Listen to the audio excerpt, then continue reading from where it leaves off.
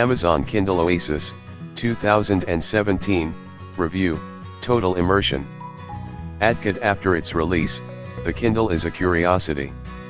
Tablets including some made by Amazon have long since outstripped the e-reader in power and features. A low-end tablet does 10 times as much as a high-end e-reader, for 1/5 of the price. And yet, each year, Amazon introduces a new twist to the Kindle line, pushing the device a little closer to perfection. The Kindle Oasis, which goes on sale today starting at $250, represents a worthy step in that tradition. But a handful of flaws, coupled with the device's high price tag, offer reasons to hesitate before making a purchase. The Oasis itself is a beauty. A 7-inch, 300 ppi display, fits snugly into a squarish, book-like shape. The ergonomic design packs the device's innards into a thick portion on one side of the device, with the screen tapering out into an absurdly thin 3.4 mm on the other.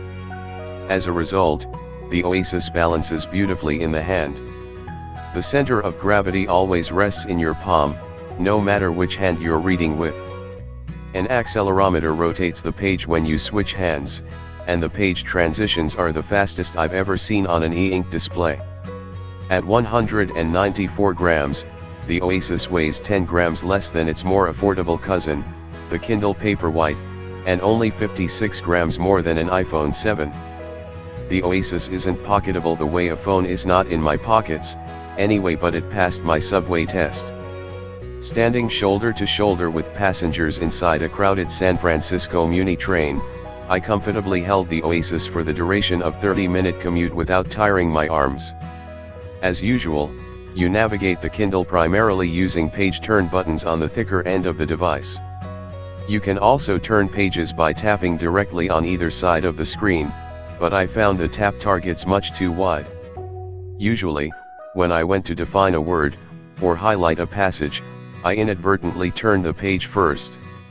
The marquee feature of this year's Oasis is its water resistance.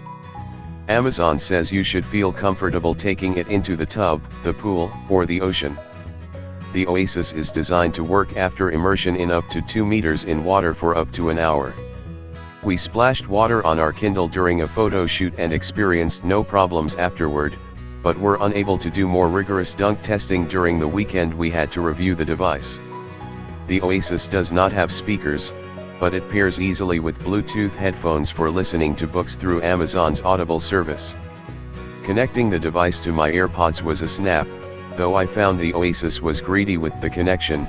My AirPods would often reconnect to my Oasis after I had repaired them with my iPhone, making for some mild frustration as I went about my day. I'm a recent convert to audiobooks, and the idea of a Kindle that would narrate for me held great appeal.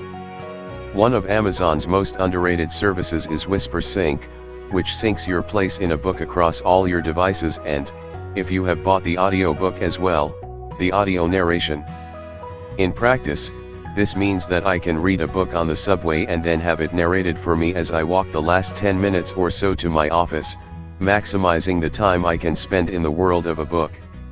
Amazon's mobile apps have a feature called Immersion Reading that lets you read the book on the page as it's being narrated for you, which is useful, I find, when tackling books with archaic or unfamiliar language.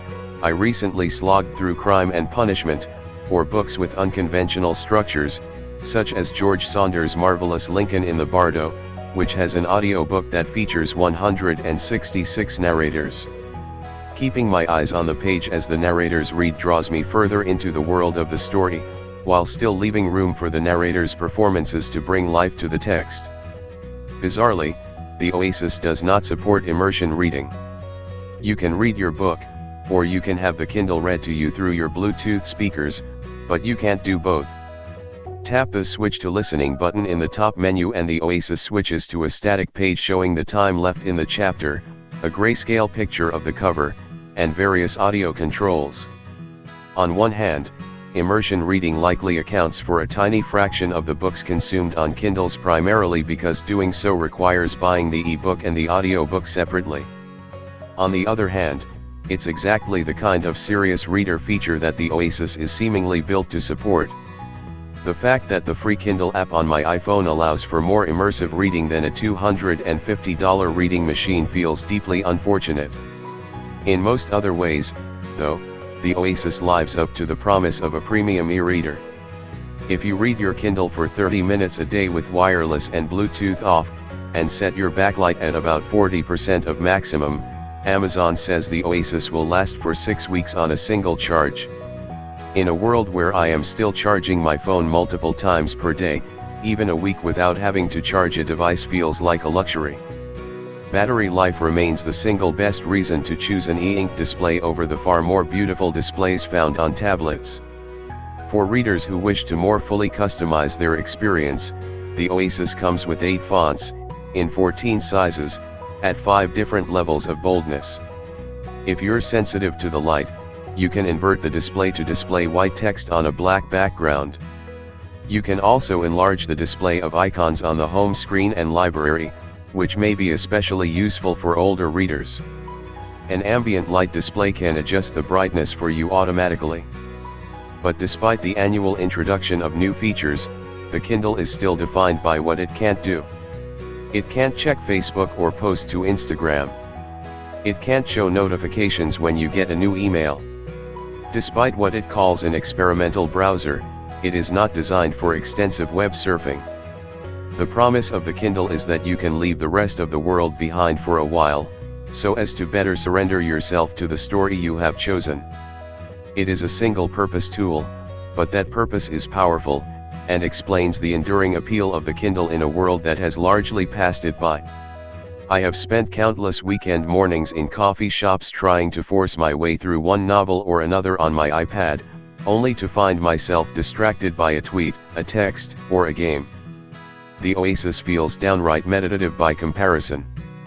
Everything it can't do makes it better suited to doing the one thing it can. And yet at $250 for a Wi-Fi only 8GB Oasis, it still feels like more than all but the most dedicated of readers will be willing to spend. A Wi-Fi only Amazon Fire tablet with 8GB of storage can be had for $50 and will give you the entire internet in return. A $120 Kindle Paperwhite offers a very similar reading experience, minus the water resistance or audible features, for less than half the cost. A new iPad is considerably more expensive, but offers a much wider range of functions in return. Still, there is value in leaving all those functions behind. The Oasis is an ideal device for cancelling out, however briefly, the distractions of the wider world. But all that comes at a very high price. And while the Oasis takes reading seriously, there are moments where it still does not take reading seriously enough.